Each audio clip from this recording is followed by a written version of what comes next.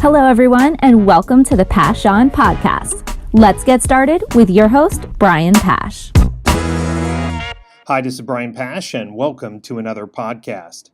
On today's show, I want to dive into something regarding Google AdWords SEM investments for the automotive industry, which I refer to as the single keyword myth.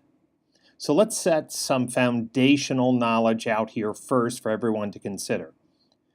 In recent months, there's been a number of industry consultants encouraging dealers to think hard about their return on ad spend. Many articles are pointing to Google SEM spend as one of the least efficient channels today to drive a new in-market shopper to the dealer's website or inventory and to transact with that dealership. So I'd like to talk about the single keyword fallacy and how Google sold SEM spending to dealers. You see, Google's done a great job of telling dealers that consumers use the search engine and will respond to paid search ads and drive traffic to the dealer's website. Unfortunately, car dealers have a very different business model than an e-commerce company. You see, when I click on an ad, even an SEM ad in Google SEM for Amazon, I don't expect to call Amazon before I purchase. I'm surely not clicking on the Amazon ad to call them about their next shareholders meeting or to talk to my buddy who works in Amazon in Seattle. You see, car dealers are very different. They are not a pure play e-commerce company, so they get a tremendous amount of their sales interest and inquiries via the phone. What's happening is that dealers are spending the majority of their AdWords budgets for marketing of new and used cars, yet when they look at the outcomes, not conversions, they're often shocked on how expensive it is to generate a sales opportunity. And let me explain. First of all, dealers don't see their true cost per sales opportunity because they don't have Google Analytics and AdWords configured properly. Now, Google knows that there's 4 ways in which consumers typically convert on a dealer's website, which is a lead form, a phone call, a chat, or a text. Google does not require their agency partners to capture those 4 conversion channels and bring those conversion into AdWords. And of course, that's a mistake because how can dealers understand the return on ad spend if they're not at least capturing the basic data of consumers who are raising their hand and asking for help? Once dealers track all 4 conversion channels, the next step is for them to measure outcomes. Research from Car Wars indicated that less than 15% of phone calls generated from SEM ads are for a sales opportunity. Think about that. The number 1 conversion channel on a dealer's website and the number 1 conversion channel from Google SEM advertising is a phone call. Yet less than 15% of those phone calls are for sales. Have you ever listened to your AdWords phone calls? You're going to see that people are calling about service hours. Is their car ready? Are their plates ready? Can I speak to Bob? Even to the extreme of clicking on the dealer's paid search ad and asking for a donation. So instead of asking for $500 donation, it's really $505 because they clicked on their $5 keyword ad to get to the dealer's website. You see, Google AdWords is based on a single keyword fallacy. And here's the fallacy that's been sold to dealers, is that through a single keyword, you can interpret consumer intent. And I'm just going to tell you that the data says that Google is inefficient in bringing a new shopping opportunity to a dealer's website. What do I mean by that? If you look at all of the conversions that happen and you inspect the outcomes, what did the consumer want?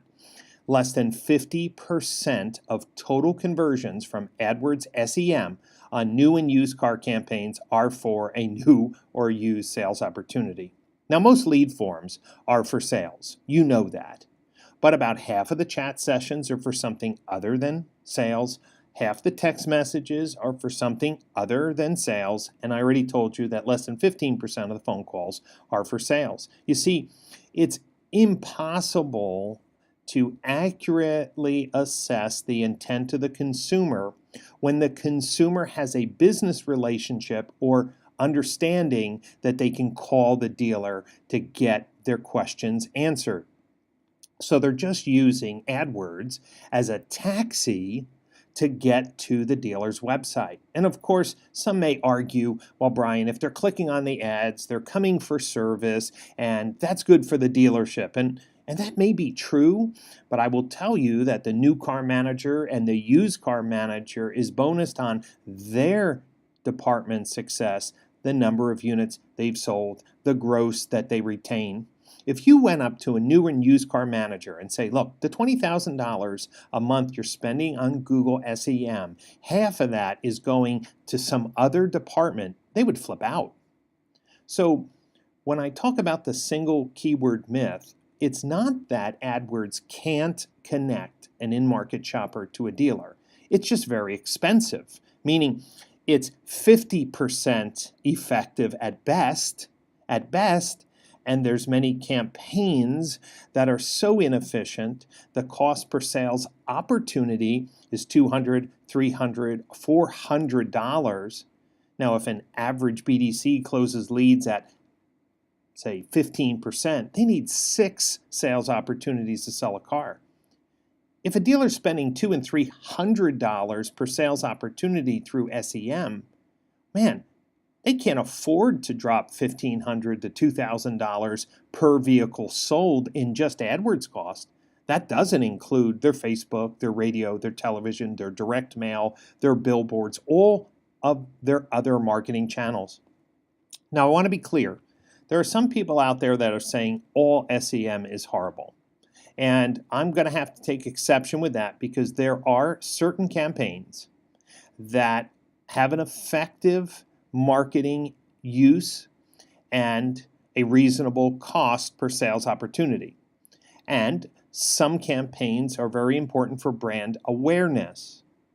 But I would say at least half of the dealer's SEM spend has really wasteful targeted spending. And if you are listening to today's podcast and said, well, we're doing VIN-specific advertising, so it can't be that wasteful. And it's like, yeah, people are still clicking on those ads. Yeah, they're calling for service. They're calling to talk to their buddy. You see, it's not so much the landing page, although that's important. It's not so much about the keyword and content that they see, although that's important. It's not so much about the quality score, although that's important. It's just the basic foundation of AdWords is a dealer buys a keyword. Based on that keyword, assumes what the best ad is, or through testing, gets the highest click-through rates. But in the end of the day, when they get to the dealer's website, if less than half of those conversions are for the intended message and content, well, you could see why some dealers are starting to reassess their online marketing strategy to look for which channels are more efficient in bringing an in-market shopper to see their inventory. And some of the things that dealers are finding out is that they're underspending on Facebook, and the cost per sales opportunity on Facebook is significantly less than AdWords, and yet dealers often are spending 10 to 1, 10 times more per month on AdWords than Facebook. So I'm starting to see dealers wake up, readjust, and allocate their budgets to the most effective marketing channels. And this includes relooking at the effectiveness of third-party classifieds. When you look at the cost per engaged VDP on a dealer's website versus a third-party classified, it's a big eye-opener. Of course, dealers have been comparing VDP counts on their website to third parties, but I think that's a fallacy. You see, an AdWords agency can send people to a VDP. It's whether they engage with that content, whether they found that vehicle of interest to them is more important. Do you know that on third-party classifieds, the engagement on a VDP with a photo gallery is at least 2 times higher than the VDP activity on a dealer's website? I want you to think about that. Why is that the case? Why are the VDP counts or visits on a third-party classifieds significantly more engaged than those on a dealer's website? And it goes back to the single keyword fallacy. No one goes to Edmunds.com to call the dealer about their service. No one goes to Cars.com to call their buddy who works at a local Chrysler dealership. You see, they have a pure audience of people who are in market and active shoppers. So you would expect when they navigate from the homepage, go to an SRP and go to a VDP, they're going to be more engaged. Dealers are sending consumers to SRPs and VDPs, and listen to me, with 70, 80, and 90% bounce rates. And you say, well, I bought the right keyword, I have the right ad, I took them to the perfect landing page, and it goes down to the single keyword fallacy. People are still using SEM ads to get to the dealership, to call them or engage with them or to confirm, an address. Has nothing to do with the ad that they see. Now, in Facebook, it's very different. Facebook isn't a search engine. People don't go to Facebook in the same way they go to a Google search. So if they see a carousel ad with a dealer's cars, and they go through that carousel and click, they're significantly more engaged and more intent on that specific vehicle. Why? Because when you listen to Facebook phone calls, the majority of those calls are for sales opportunities, where the minority of calls from AdWords campaigns are for sales opportunities. You see, the single keyword fallacy and how people use Google are the reason why SEM is not as efficient as dealers once thought. Now, I'm not saying to cancel AdWords. I'm saying that dealers need to look at a campaign-by-campaign basis and understand what their cost per sales opportunity is. Now, in order to do that, dealers have to get serious about their Google Analytics. They have to care about inspecting their agency partners, and very few dealers do. If you're listening to today's podcast and this conversation interests you because you really want to know the cost per sales opportunity in all your marketing, your email marketing, your Facebook, your YouTube, your Google SEM, your display campaigns, your conquest email, well, the first thing you have to do is get your Google Analytics cleaned up. And then you need to be checking outcomes. For example, hiring a company like Car Wars to record your phone calls, score them, and determine if they were a sales, service, parts, or some administrative opportunity. Man, when that data starts going into Google Analytics, you have everything you need to know about outcomes. When you hire a company like CarNow or Gubagoo who's sending events into GA, and those events include outcomes, meaning was this a sales chat, a service chat, a parts chat, or just an admin chat? When you have Google Analytics set up properly, you can inspect the cost per sales opportunity. Now, I have a simple little worksheet. If you want to email me, brian@pcgcompanies.com, and if you ask for the AdWords cost per sales opportunity spreadsheet, I'll send you something where you can plug in data and estimate what your cost per sales opportunity is on each of your AdWords campaigns. And, well, it may shock you when you figure out that, number one, you've been spending a lot of money and not tracking all 4 conversion channels. And for the conversion channels you are tracking, man, the cost per sales opportunity on some of those campaigns is going to be mind-blowing. If you care about refining your marketing spend, if you want to rebalance your marketing mix, I encourage you to send someone to my Google Analytics certification course on November 18th, on the first day of the Automotive Analytics and Attribution Summit. Dealers who sign up someone for the conference in August will also get access to my brand new course on Google Analytics for the next 6 months. I just re-recorded all 70 video modules to give dealership managers and executives the skills they need to inspect their marketing investments. So if somebody signs up in August, they'll get access to the course for 6 months. They'll be able to take the course content before the AAAS in Palm Beach, and then on November 18th come for my 6-hour live workshop to really build the skills and confidence that dealers need to inspect their marketing investments. Otherwise, you will continue to spend based on gut. You will continue to spend regardless of sales outcomes. And of course, you need to really think as profits shrink, one of the areas of optimization is your marketing strategy. Let me just make one final comment. I mentioned the single keyword fallacy. There's a company called LotLinks, which PCG resells, and we love this product for this simple reason.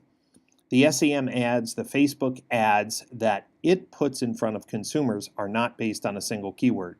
You see, LotLinks is looking at multiple consumer actions to determine intent, and when they feel the consumer is in that low funnel, ready to buy state, that's when they start advertising. You see, it is a sharpshooter based on big data and consumer engagement, not on guessing with a 40 to 50% accuracy.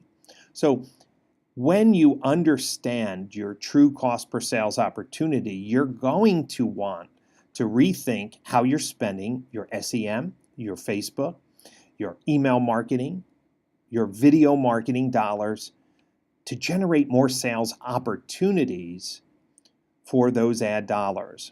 If you have any questions, of course, shoot me an email, brian@pcgcompanies.com, and I hope to see many of you in November at the Automotive Analytics and Attribution Summit at the beautiful Breakers Hotel in Palm Beach, Florida. This is an advanced conference for dealers who want to move ahead of their competition by using data to refine their marketing and targeting strategies, to put better sales tools in consumers' hands to make the purchase process frictionless, and to optimize decision-making with artificial intelligence. This is the conference for dealers who are tired of guessing and want more data-directed decisions for their dealership. Thank you so much for listening to today's podcast, and I look forward to sharing time with you again on a future show.